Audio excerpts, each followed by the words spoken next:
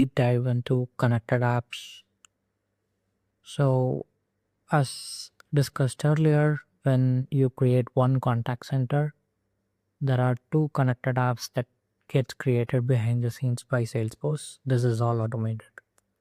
And the first connected app is responsible for your single sign-on. So, as a user, if I go online in Salesforce, behind the scenes there is a single sign-on that will make your user available as online in Amazon. And this first connected app is responsible for this.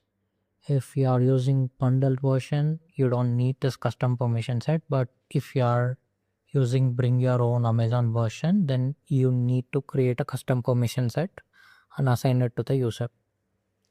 The second connected app is where you would be able to access Salesforce resources. For example, if a customer dials in, you want to identify their account, contact, or any other information within Salesforce, you would be able to create, read, delete records based on the access. So for that, you would need the second connected app. Certain part of this is kind of automated, certain part is not automated. We'll see more about it. Now for the first connected app, it is responsible for single sign-on. Since this is more of like security related, because it is establishing trust between these systems and it uses a certificate to establish or communicate between two systems.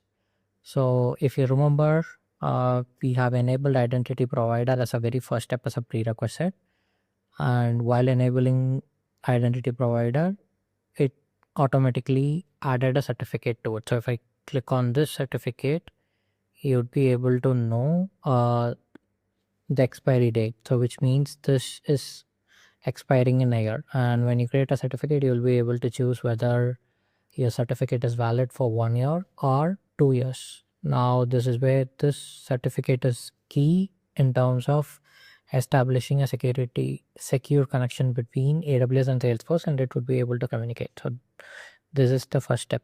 So the same certificate is also added in your connected app as well. So if I go back to my contact center, I have created a contact center name ABC contact center, and all your connected apps related to this contact center will be created with the same name as starting. And if I click on setup, and you can type in app manager in quick find, and you'll be navigated to this page. And if I look at here, I can see the contact center name followed by two connected apps. So one connected app, the very first one, is responsible for single sign-on, and the second connected app is responsible for REST API access. We'll look into the first connected app now. You can click on this drop down here and click on view. And this page has like two different views. View 1 is on the first page when you click on view, and when you click on manage, you'll be taken to the different view of the connected app. So if I look at here, I can see the ACS URL. If you are like new to Salesforce, then all you'll have to look for is this IDP certificate. So I can see the same certificate which was there in my identity provider is linked here. And you can remember this value, or like you can identify this value, because when we add a user to the contact center, a user gets created in AWS, and if you check the username in AWS, it will be similar to this user alias at Salesforce user ID at org ID. So this is the format that you'll be able to create it. Salesforce also provides a capability where you'd be able to edit it and change it as per your business use case as well. So this is the first connected app which it holds the certificate as well. And if I click on manage, you'd be able to see that this connected app is whitelisted for this permission set. So meaning there's a connected app, but if a user doesn't have access to this connected app, then they won't be able to log into AWS, where they'll land in the error page. Or if you are an agent trying to go online, you will always run into error that your dial pad will not be visible. And how do you ensure that the user has access to this connected app is via the permission set. So this permission set, when added to a user, adds this access to the user. So when they go available for voice and omni-channel, there's a single sign-on happens. Or on the contact center, when you click on like telephonic provider settings, if you have access to this connected app, that is when it navigates you to AWS. If I remove this permission set at my user, then you'll land into an error. So this permission set plays a key role when you need to perform a single sign-on. And when the certificate is close to expiry, you'll be receiving an email as an admin, or a contact center admin would be also receiving an email. And let's say when a certificate is expired, you can create a new certificate and then add that certificate here. And how do I create a certificate? Is you can navigate to setup and type in certificate, key management, and if you can click on create self-signed certificate, you can give the name and you can choose the size, search any of these values. Based on that, the expiry date is a year, 2 or 3 years. And once this is done, you can come back to identity provider, click on edit, and you can change the certificate here. So this is step number 1. You have created a certificate and mapped it to the identity provider. Now you'll have to map the same certificate in your connected app as well. So I'll go back to app manager and click on view. And when I click on edit, I'll be able to modify the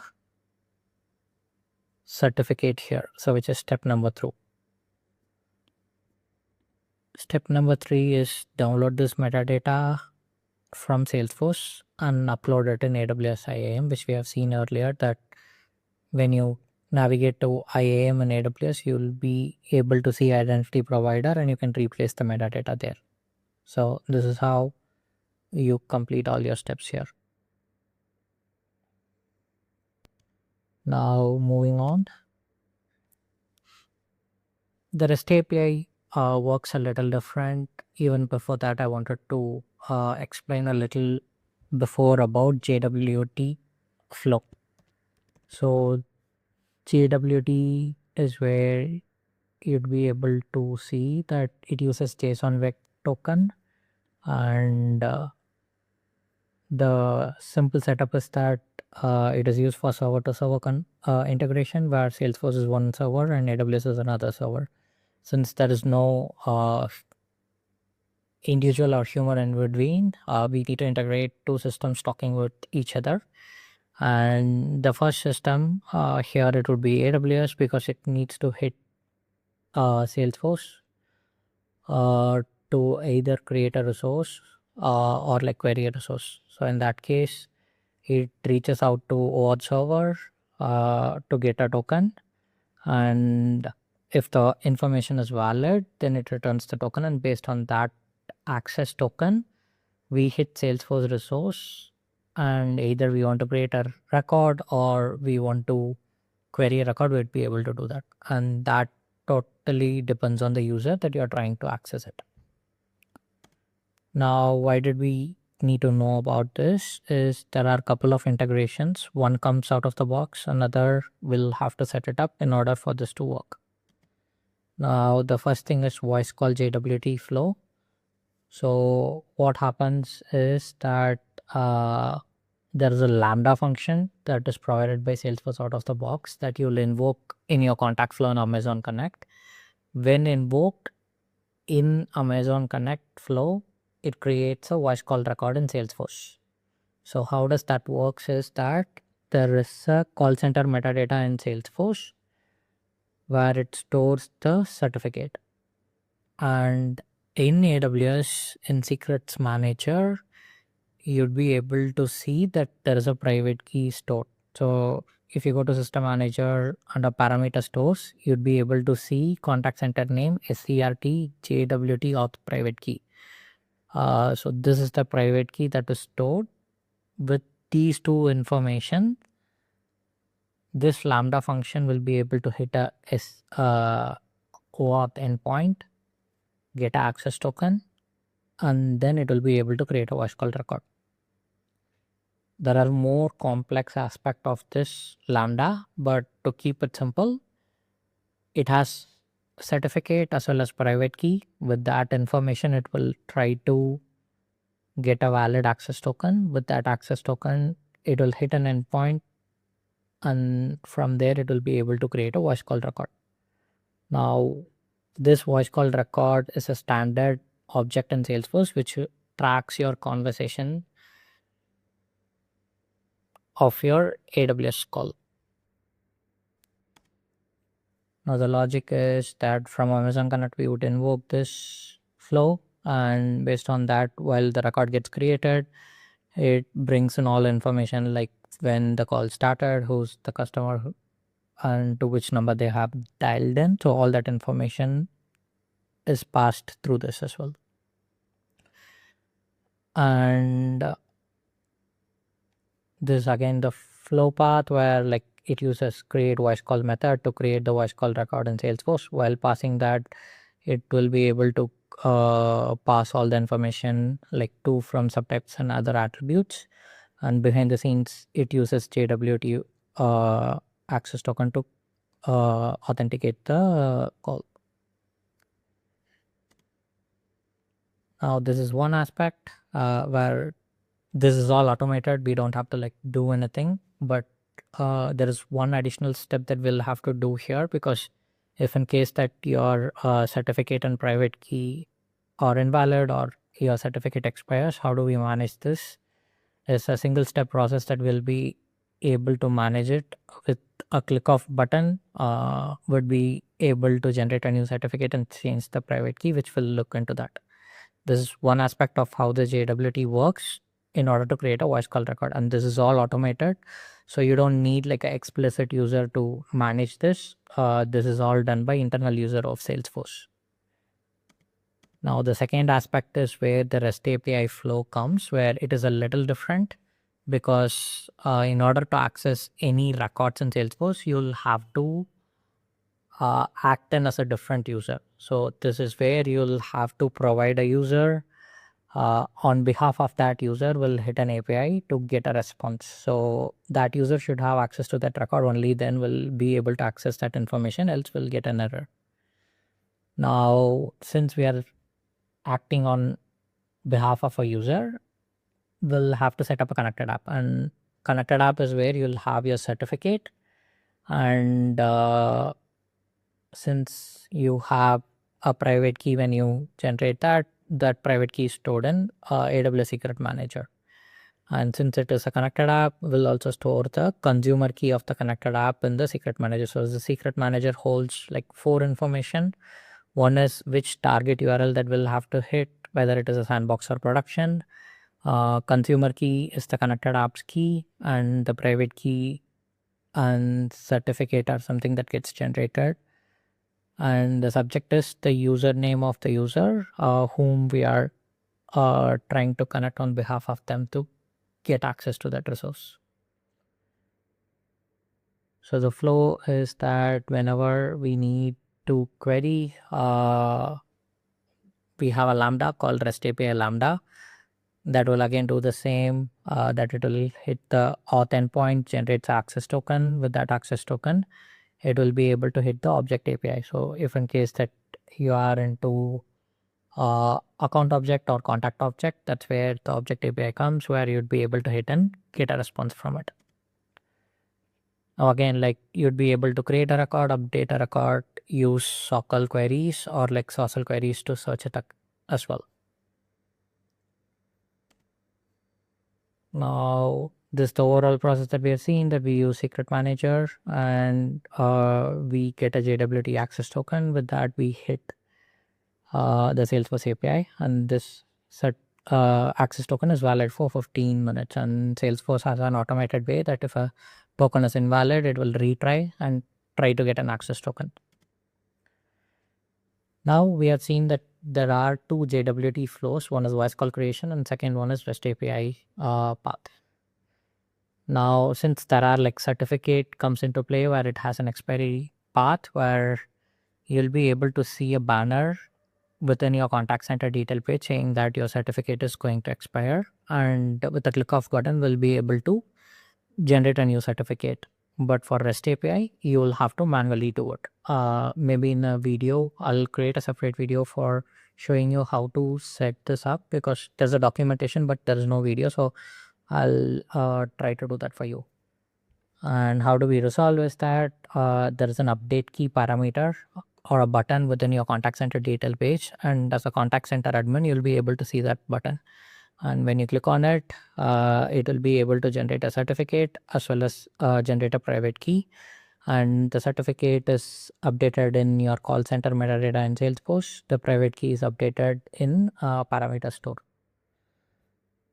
Now Salesforce has recently automated that whenever you update your contact center, this key gets rotated. So meaning that you don't have to manually press this, because every 4 or 5 months you'd be able to update your contact center, and this certificate and private key are generated newly.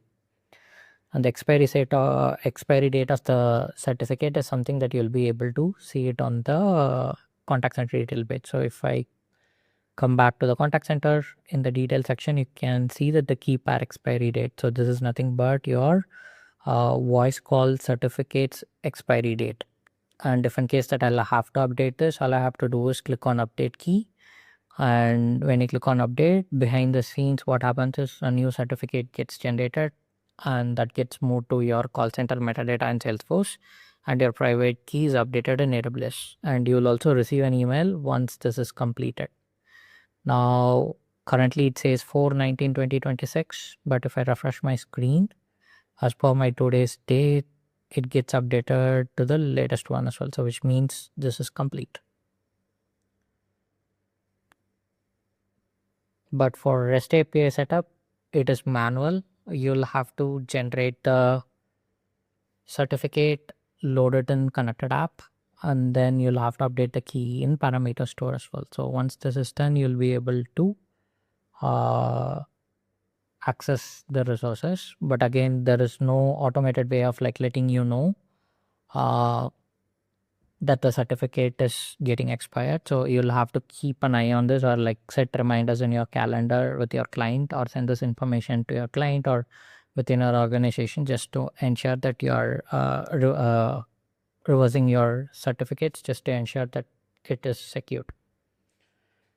Now we have seen that this is automated, and how it is done is via Lambda function. So there is a Lambda function called hotkey SSM util function, where it generates a certificate. The certificate is loaded in your call center metadata, and your private key is something that is stored in AWS parameter store. And when invoked, it generates this and then passes all that information, and that's when you can see that it got updated. We'll deep dive into how to set up your REST API connected app in the next video. Thank you.